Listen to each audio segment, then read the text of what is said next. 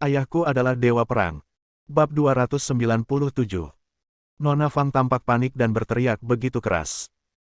Tuan Buaya, salah satu dari 6 binatang raksasa di kota Yunhai, dan sekelompok anak buahnya dipukuli begitu keras oleh Tuan Guan hingga dia tidak bisa bangun, dan salah satu lengannya patah. Ada banyak dari Anda, tapi kamu bahkan tidak bisa melawan Master Buaya, kan? Putra mahkota Huang Jianfeng memiliki banyak pengawal yang hebat. Masing-masing dari mereka dapat mengalahkan lebih dari 10 orang dari kalian. Mengapa mereka tidak semua dirobohkan oleh Tuan Guan? Orang tua yang paling kuat, dikenal sebagai salah satu dari 5 iblis tua. Putri Tuan Guan menggunakan pisau terbang untuk menghancurkan mereka semua. Kamu pikir kamu ini siapa? Setelah meneriakkan banyak kata, Tuan Xie dan Wei Mingli saling berpandangan. Lalu, tawa pun pecah.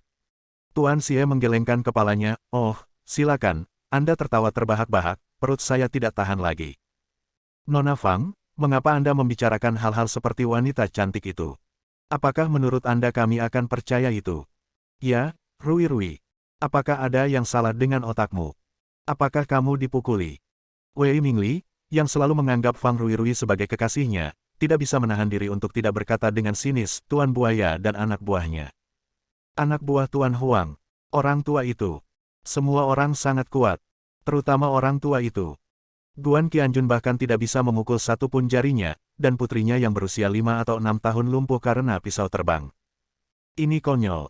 Fang Rui menghentakkan kakinya. Saya serius. Jika Anda mengambil tindakan, Anda pasti akan mati.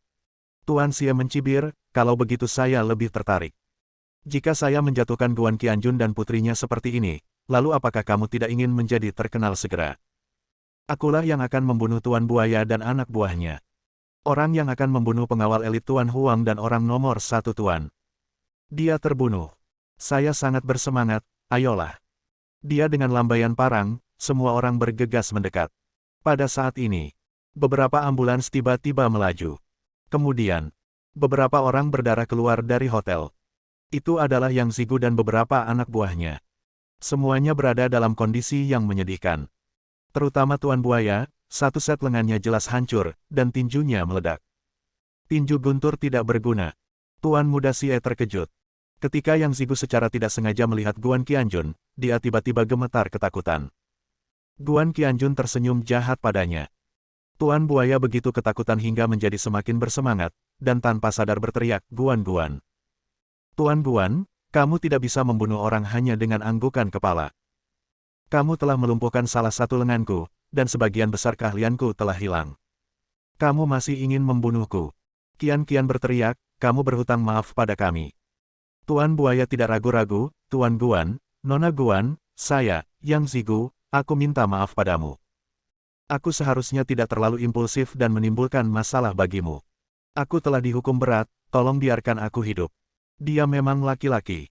Ini bisa ditekuk atau diregangkan. Beberapa anak buahnya pun segera meminta maaf dengan tulus. Qianyi melambaikan tangannya, baiklah, kalau begitu aku memaafkanmu untuk ayahku. Kamu sangat menyedihkan. Ayo kita pergi dan lihat lukanya secepatnya. Yang Zigu dan kelompoknya masuk ke ambulans dengan penuh rasa terima kasih. Tuan Xie, ini. Wei Mingli, ini. Mentalitasnya mulai runtuh. Berikutnya, beberapa sosok lagi berjalan keluar hotel sambil saling mendukung. Tuan Muda Xie tidak dapat menahan diri untuk tidak berteriak, pengawal Tuan Huang, apakah mereka benar-benar terluka? Ketika pengawal itu melihat Guan Qianjun, mereka gemetar ketakutan, mengira dia sedang menjaganya. Di luar, kami tidak akan membiarkan mereka pergi. Dia berulang kali memohon belas kasihan dan berlutut, sama seperti Yang Zigu dan orang lain sebelumnya. Penting untuk menyelamatkan hidup Anda. Kian juga meminta mereka untuk meminta maaf dan kemudian melepaskan mereka. Tuan Xie, ini. Wei Mingli, ini. Mentalitasnya setengah rusak. Beberapa dokter dan perawat masuk dengan membawa tandu dan keluar dengan membawa tandu. Di sana terbaring seorang laki-laki yang sangat kesakitan. Kali ini, Wei Mingli yang berteriak, Tulao. Tulao terharu saat melihat Guan Qianjun dan berteriak, Guan, jika kamu memiliki kemampuan, kamu dapat mencabut pisau terbang dari tubuhku. Aku baik-baik saja, aku akan bertengkar lagi dengan putrimu. Aku jatuh ke dalam perangkapnya. Hantu ini sangat aneh, aku terbalik di selokan. Aku hampir mati, sekujur tubuhku lumpuh. Ucapnya patah hati. Guan Qianjun dan Qian Qian mengabaikannya dan membiarkannya melolong dan dibawa ke ambulans. Orang tua itu yang paling terluka. Juga yang paling tidak beruntung. Entahlah bahwa seorang gadis kecil berusia 5 atau 6 tahun dapat memiliki keterampilan pisau yang begitu tajam dan menakjubkan, dan dia juga dapat berpura-pura menggunakan tipuan penderitaan. Perahu yang terbalik ini akan menjadi bayangan bagi kehidupan selanjutnya. Tuan Xie, ini. Wei Mingli, ini. Mentalitas saya benar-benar hancur. Guan Qianjun memandang mereka dengan tenang, lalu menatap Tuan Xie, hei, jangan kaget, ambil pisau besarmu dan potong lenganku. Jangan terpengaruh oleh dunia luar, percayalah pada dirimu sendiri. Dia menggeliat mengulurkan tangan kirinya lagi. Qian Qian juga menunjuk ke tangan ayah dan berkata kepada Tuan Xie dengan serius, ya, teruskan, tapi jangan sia-siakan semua usahamu. Seseorang pasti memiliki awal dan akhir. Kamu bisa melakukannya. Aku mendukungmu, ya. Dia juga menarik kedua lengan kecilnya dengan kuat. Bang! Pisau di tangan Tuan Muda Xie menyentuh tanah. Celepuk. Tuan Xie tiba-tiba berlutut. Dia berlutut ke arah Guan Qianjun. Bang! Bang! Bang! Bang! Semua orang di tangan puluhan gangster jatuh ke tanah. Puff! Puff! Puff! Puluhan gangster berlutut di tanah. Ledakan. Begitu Wei Mingli berbalik, kursi roda yang dia duduki tiba-tiba terbalik, dan dia juga jatuh ke tanah, menahan rasa sakit dan berlutut di tanah. Demikian pula, berlututlah di hadapan Guan Qianjun. Tiba-tiba, banyak orang berlutut di sekitar. Guan Qianjun menendang Tuan Xie karena terkejut, bukankah kamu sangat hebat sekarang? Kamu terus berteriak bahwa kamu akan memotong lenganku. Jangan menjadi pengecut, jadilah laki-laki. Berdiri dan ambil besarmu pisau. Tuan Xie tidak berani. Dia menjadi sombong dan berkata dengan wajah sedih, Tuan Guan, sayalah yang tidak dapat melihat Taisan. Itu tidak benar. Saya tidak memiliki penglihatan. Saya sangat buta bahwa aku bisa menyinggung Dewa Agung sepertimu ini. Aku tidak berani menyentuhku lagi.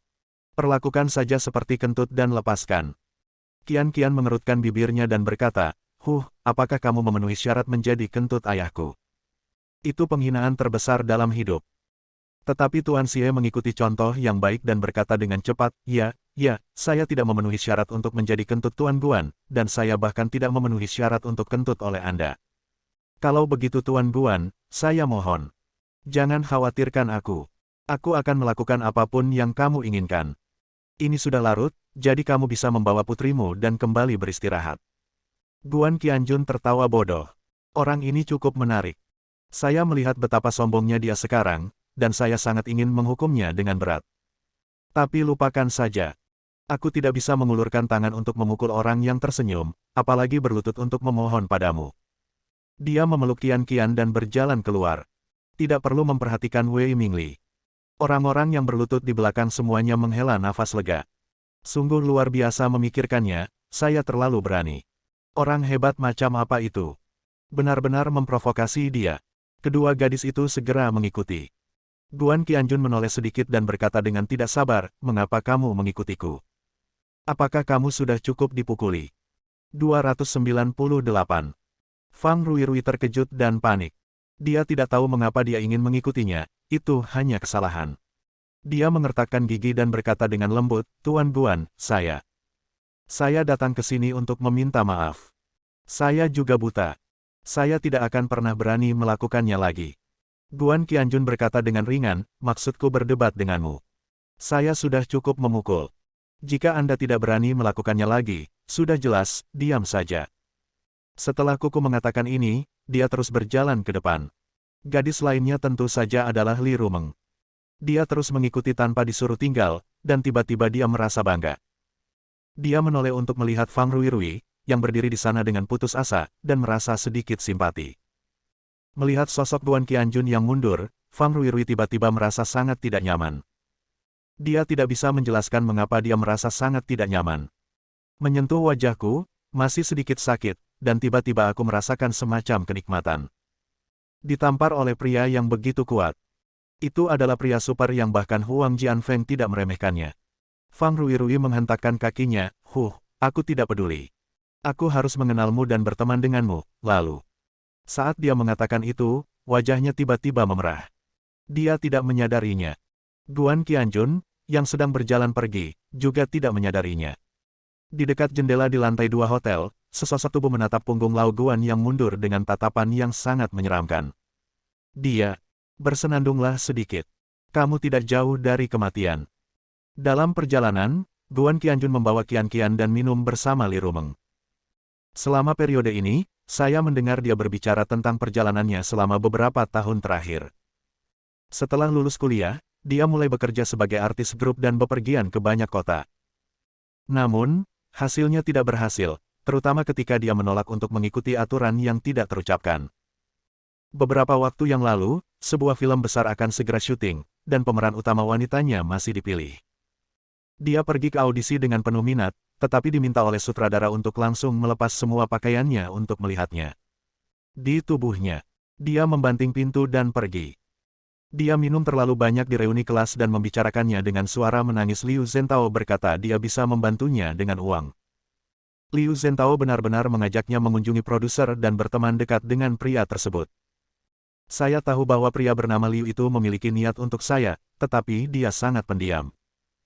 Saya berpikir, mungkin dia akan rela menyerah, demi menjadi teman sekelas, dan dia belum tentu ingin memiliki saya. Mungkin dia melihat bahwa aku memiliki ketekunan dan bakat. Apa? Aku tidak terlalu cantik? Tidak. Dia mengucapkan 3 kata terakhir dengan getir, dan Li Rumeng merentangkan tangannya tanpa daya. Guan Qianjun mengangguk, lalu mengeluarkan ponselnya dan menelepon Qi Kunlun. Saudaraku, bantu aku mencari tahu. Perusahaan film dan televisi mana di kota Yunhai yang membuat film atau semacamnya. Jika kamu ingin merekrut pemeran utama wanita, kamu harus menjadi pemeran utama wanita.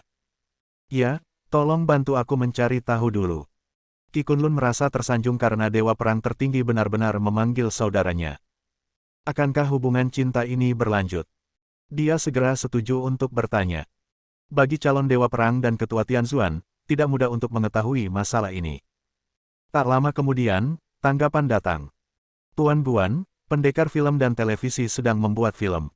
Judulnya, Aku Sangat Kaya.